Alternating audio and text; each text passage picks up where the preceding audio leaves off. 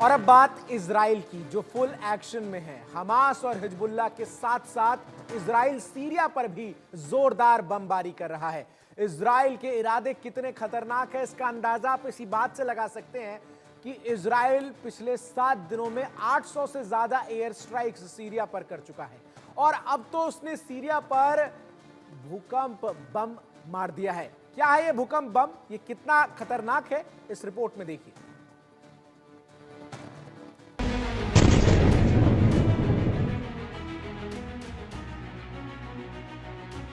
Syria में तख्ता पलट के बाद बशर अल असद परिवार समेत रूस भाग चुके हैं।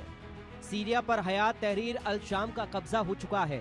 HTS ने सीरिया की कमान अपने अधिकारी मोहम्मद बशीर को मार्च 2025 तक सौंप दी है।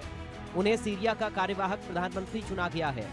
विद्रोही गुट का कहना है कि वो फिलहाल सीरिया को पटरी पर लाने में जुटा है, लेकिन इन सब के बीच सीरिया पर इजराइल के ताबड़तोड़ हमले जारी हैं और अब तो उसने ऐसा बम मार दिया है जिससे सीरिया में भूकंप आ गया।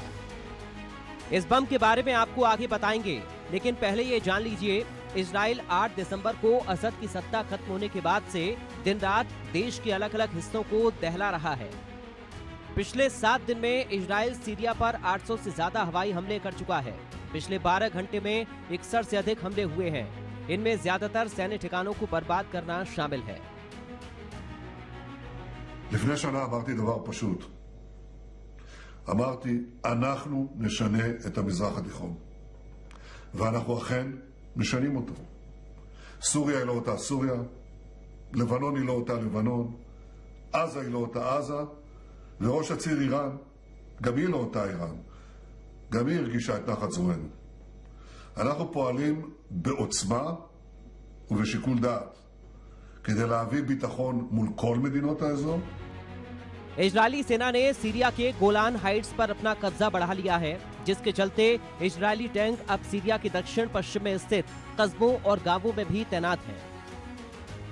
इजरायली सैनिकों ने पिछले सप्ताह के अंत में गोलान हाइट्स पर इजरायली और सीरियाई सेनाओं को अलग करने वाले संयुक्त राष्ट्र गश्त वाले बफर जोन में प्रवेश किया था।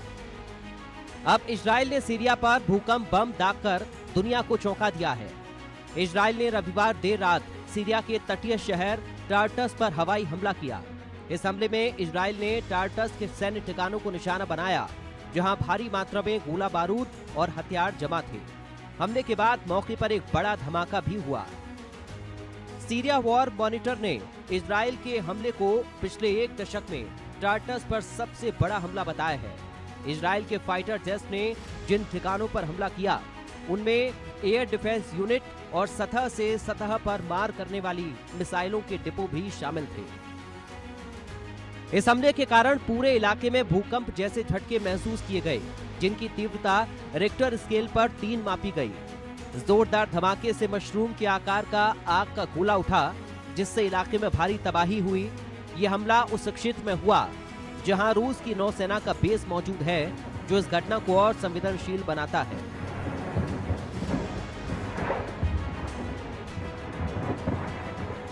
उसने सीरिया में उसकी एयर डिफेंस ब्रिगेड हेडक्वार्टर, जो टार्टस एक शहर है सीरिया का, उसमें लोकेटेड है, वहाँ पर, और उसका कुछ surface to surface air missiles का सेंटर्स जो है, जो लोकेटेड है सीरिया के, उनको उसने डिस्ट्रॉय किया है, जिससे भविष्य में जिस आतंकी गुट ने सीरिया पर कब्जा किया है, वो भविष्य में इजराइल पर इन सिस्टम्स के द्वारा दोबारा अटैक ना कर सके।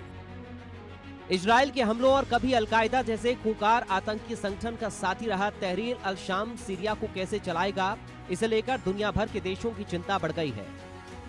सीरिया के पड़ोसी राष्ट्र जॉर्डन में इसे लेकर अरब देशों ने मंथन किया।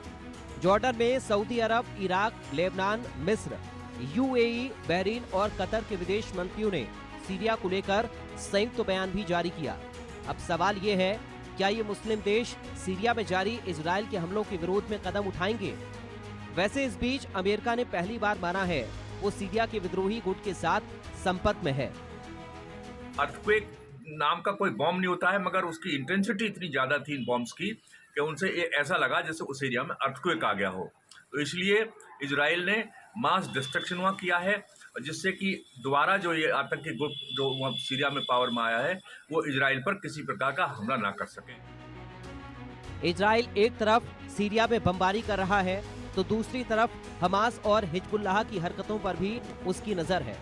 इसी को लेकर इजराइल के प्रधानमंत्री बेंजामिन नेतन्याहू ने डोनाल्ड ट्रंप से फोन पर बात की। नेतन्याहू ने खुद इस बात की पुष्टि की है।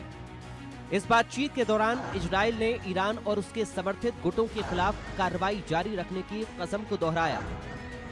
दोनों नेताओं के बीच गाजा में हमास के पास कैद लोगों को वापस लाने के लिए रणनीति पर भी बातचीत हुई।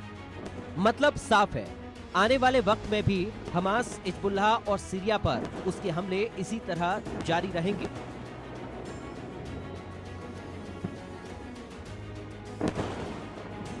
Bureau report, India news.